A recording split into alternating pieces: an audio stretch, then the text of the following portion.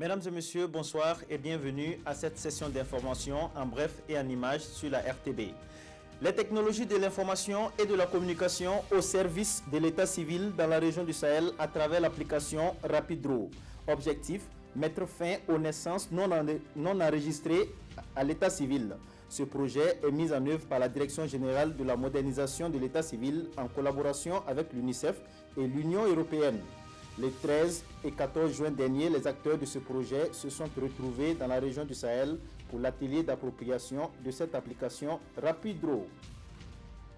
Les acteurs du projet de sécurisation alimentaire dans la région de l'Est et ceux de l'Agence française de développement étaient ce mardi à Madeni et Tambiga dans le Gourma.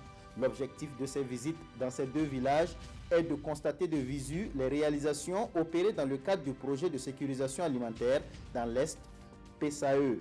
Des rencontres d'échange entre acteurs du projet et communautés bénéficiaires ont ponctué ces rencontres.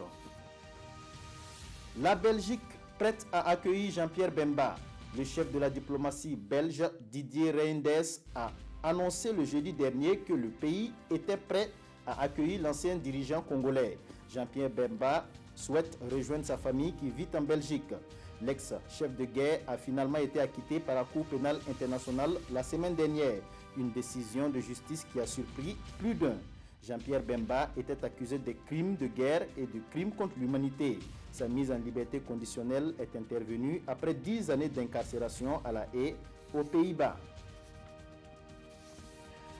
Pékin contre-attaque après l'imposition de nouvelles taxes commerciales par les États-Unis d'Amérique. En réponse à l'annonce de Donald Trump, l'Empire du Milieu appliquera également des droits de douane de 25% sur 50 milliards de dollars des importations. 34 milliards de produits américains seront taxés dès le 6 juillet prochain. Dans cette liste de produits, l'on retrouve des produits agricoles, les produits marins, mais aussi des voitures. La relance de cette hostilité commerciale vient fragiliser le consensus trouvé il y a à peine un mois. Pékin et Washington avaient annoncé un accord de principe pour réduire le déficit des États-Unis avec la Chine.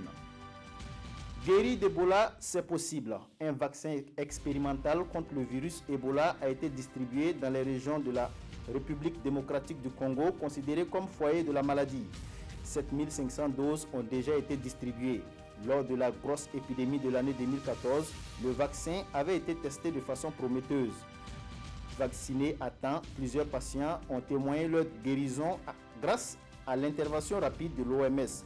A noter que l'efficacité du vaccin dépend fortement de la rapidité du diagnostic. Voilà, c'est tout pour cette édition du Flash. Peggy Ouedraogo vous retrouve à 21 h pour une édition unique du journal.